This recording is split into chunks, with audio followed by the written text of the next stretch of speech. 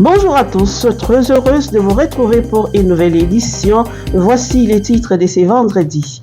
L'actualité est dominée par les élections à Kwamouth, la CENI fixe l'enrôlement et les élections législatives. La Cour constitutionnelle vient de débouter les 81 candidats invalidés par la CENI.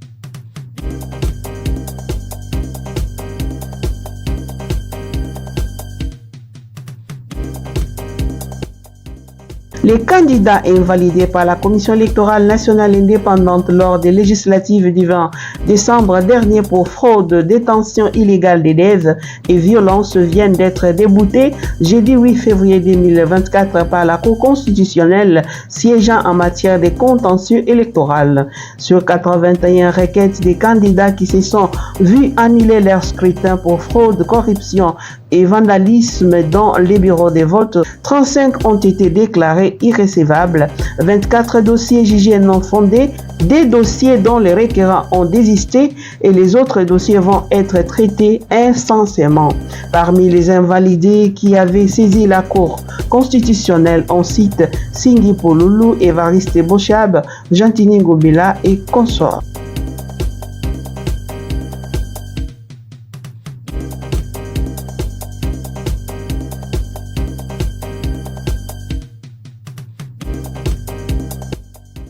À l'issue d'une réunion tenue à Lubumbashi, la ministre provinciale de l'économie de la province du Haut-Katanga attire l'attention de la population sur la présence sur les marchés du sucre brun Emergy for Life, une qualité destinée aux industries. Protéger les Congolais de mauvais produits provenant des pays étrangers est la préoccupation première du gouvernement provincial du Haut-Katanga. À cet effet, la ministre provinciale des commerces au Katanga, Céline Kanyeba, a interdit la consommation du sucre brun qui est vendu sur le marché congolais dans la province du Haut-Katanga. Pour ce faire, elle a convoqué une réunion avec les responsables des services, experts à l'importation, pour leur demander de veiller sur le produit importés. Elle a exprimé le souhait de voir tous les services de suspendre la vente de ces produits qui proviennent de la Zambie dans le marché congolais.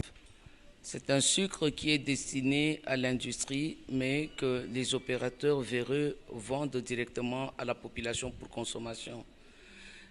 Nous avons réuni tous les services qui sont concernés et à l'importation et au contrôle sur terrain et les autorités judiciaires pour que nous puissions nous porter main forte afin non seulement de mettre ce sucre hors commerce, mais aussi de poursuivre tous les opérateurs économiques qui s'exercent à cette pratique illégale. Nous pensons que ces opérateurs sont pires que le M23 qui tue nos populations à l'Est. Une balle, quand elle siffle, elle peut être entendue. Une bombe, quand elle tombe, elle peut être entendue et les populations peuvent fuir. Mais ça, c'est un poison qu'on est en train de vendre à la population et on expose la vie de la population à une mort certaine. Donc, nous demandons également à la population de faire très attention au sucre qui est vendu sur le marché. Ce sucre brun, il est en granules et l'on peut facilement voir que la qualité, ce n'est pas la qualité du sucre que nous consommons de manière ordinaire. Nous avons déjà commencé ces opérations. Il y a déjà du sucre saisi. Nous continuons les opérations et nous avons les autorités judiciaires qui sont avec nous, qui vont poursuivre les infracteurs. Nous avons des partenaires tels que la FEC, tels que les administrateurs des marchés, qui vont aussi nous aider à relayer l'information auprès de leurs membres afin que tous soient sensibilisés et qu'on puisse réussir la mise hors commerce de ce sucre. Céline Kanyeba a demandé l'implication de tous les partenaires œuvrant dans ce secteur à dénoncer les commerçants de ces sucres. Les pièces réparées de la tribune de la centrale hydroélectrique de la Chopo sont arrivées à Kisangani. Celles-ci ont été réceptionnées par une délégation composée des autorités politico-administratives, des personnalités de la SNEL et quelques députés provinciaux. C'est à bord d'un avion de l'armée belge que les pièces du groupe numéro 1 de la centrale hydroélectrique de la Chopo sont arrivées à Kisangani, chef-lieu de la Chopo, via l'aéroport international de Bangoka, en provenance de la Gécamine au Katanga, où elles étaient expédiées pour réparation. Accompagnée personnellement par l'ambassadrice du Royaume de la Belgique en République démocratique du Congo, Roxane Building, ces pièces ont été réceptionnées par la gouverneure de province, Madeleine Nikombasa Bango. Le directeur provincial de la Société nationale d'électricité SNEL Chopo jette des fleurs à la gouverneure de province pour son implication personnelle avant de fournir les précisions techniques. Le matériel qui était expédié aux ACP à la Gécamine sont rentrés.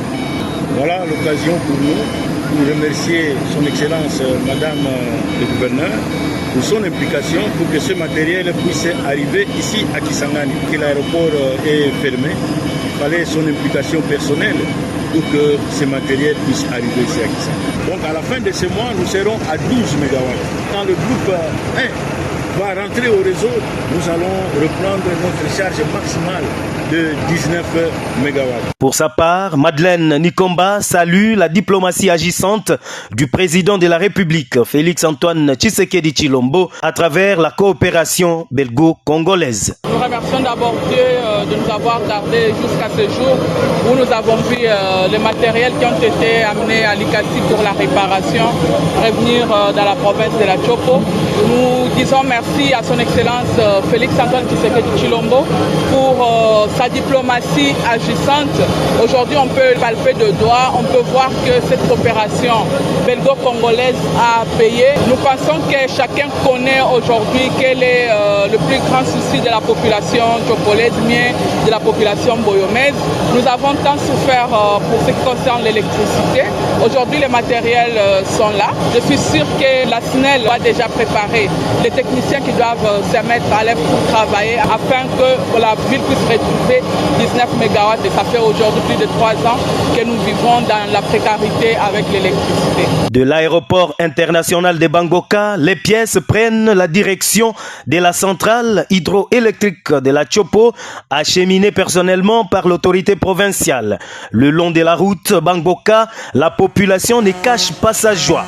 Même ambiance vécue au centre-ville de Kisangani, un espoir de voir le courant renaître en eux, cette denrée qui est devenue très rare à Kisangani plus que de l'or.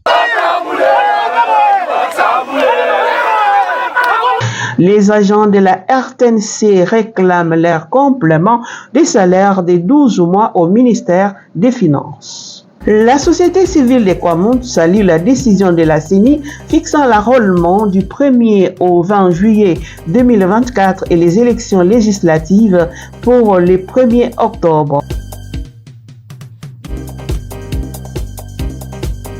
Sauf l'imprévu, la plénière à l'Assemblée nationale est prévue pour le 12 février 2024. Les 26 commissions sont appelées à déposer leurs rapports. Ce que nous dit Christophe Mbosso. Je suis venu rencontrer les 26 commissions qui ont eu mission de vérifier le pouvoir des honorables députés. Beaucoup de commissions ont terminé. D'autres ont déjà déposé les rapports au bureau.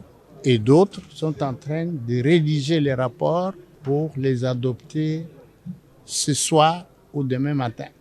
Donc en général, tout a été très bien fait.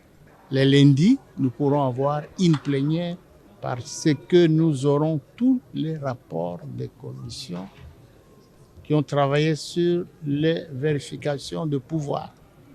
Alors nous avons trouvé des solutions. Nous avons mis en place une commission qui va se charger de ces dossiers, ainsi que les collègues de Lualaba, où il y a eu un déficit de membres. Nous avons trouvé des solutions et ça a été réglé. Les collègues que nous avons envoyés dans cette commission ont siégé Ils ont terminé le travail. Devant l'ambassade des États-Unis et de la Grande-Bretagne, les Congolais se sont levés pour dire non assez pour l'agression rwandaise et parrainée par les impérialistes. L'ambassade des États-Unis et l'ambassade de la Grande-Bretagne, les Congolais se sont levés aujourd'hui. Ils disent c'est assez avec l'agression rwandaise et l'occupation rwandaise qui est parrainée par les impérialistes. Et voilà, la population s'est soulevée aujourd'hui. Trop, c'est trop. Les Congolais, Balobi, et Leki, Malo et Leki, on en a marre. Trop, c'est trop. Nous n'avons plus besoin des Anglais, des Américains, des Français. Ils peuvent partir. Nous allons rester avec notre pays. Nous aimons le Congo nous appartient. Ça n'appartient pas aux Rwandais, le Congo nous appartient. C'est par ici que s'achève le journal de ce vendredi 9 février 2024. Mesdames et messieurs, merci de nous avoir suivis. Avec la joie de vous retrouver dans nos prochaines éditions. Au revoir.